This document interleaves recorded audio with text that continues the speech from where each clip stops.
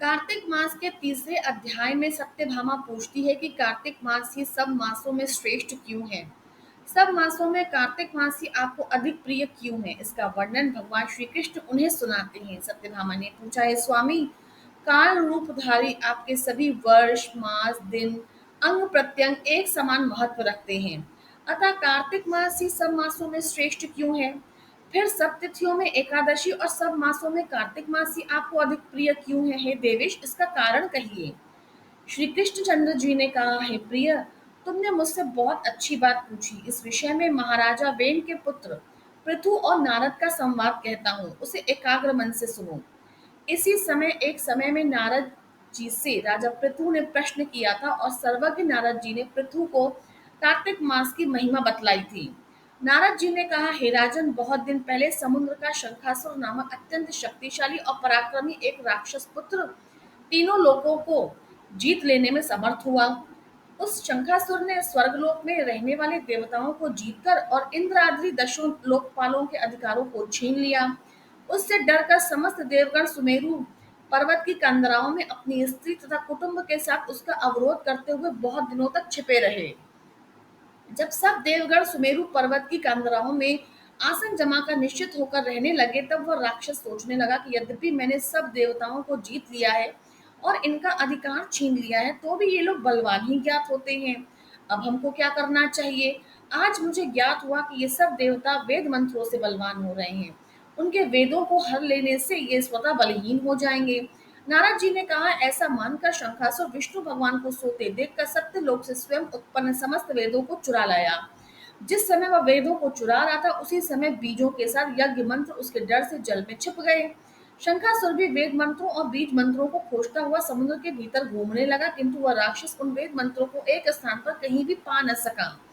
इसी समय ब्रह्मा जी भी सब देवताओं के साथ पूजन सामग्री और उपहार लेकर वैकुंठ लोक में विष्णु भगवान की शरण में पहुंचे।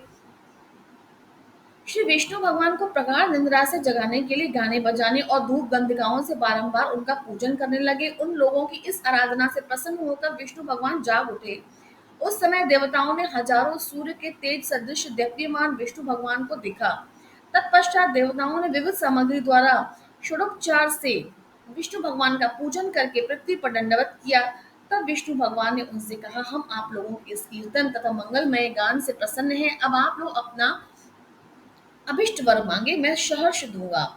कार्तिक शुक्ल पक्ष की एकादशी पर्यंत प्रातः काल में जो सज्जन आप लोगों के समान कीर्तन और मंगल करेंगे, वे हमारे अति प्रिय होंगे और शरीर त्याग कर वैकुंठ में आएंगे।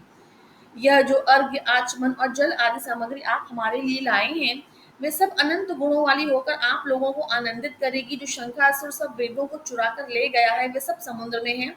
मैं उस सागर के दुष्ट पुत्र को मार कर ले आता हूँ। आज से मंत्र, बीज और यज्ञों के चारों वेद प्रतिवर्ष कार्तिक मास में जल में विश्राम किया करेंगे।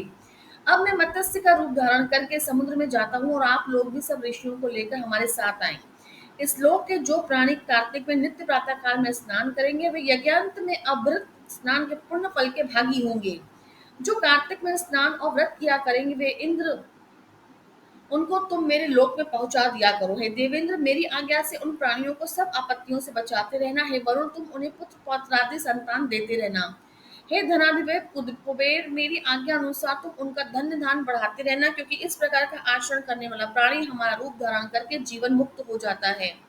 जन्म से लेकर मरण पर्यंत विधि पूर्वक जिसने यह उत्तम व्रत किया है, वह आप लोगों का भी पूजनीय है। आप लोगों ने मुझे कार्तिक शुक्ल एकादशी तिथि को जगाया है, इसी से यह एकादशी मान्य है। यह हमको बड़ी प्रिय है। और हे देवता लोग, ये दोनों व्रत विधि पूर्वक करने से प्राणी मेरे समीप पहुंचते हैं। इस प्रकार का न कोई तीर्थ, न कोई व्रत और न कोई यज्ञ है जो कोई स्वर्ग दे सके।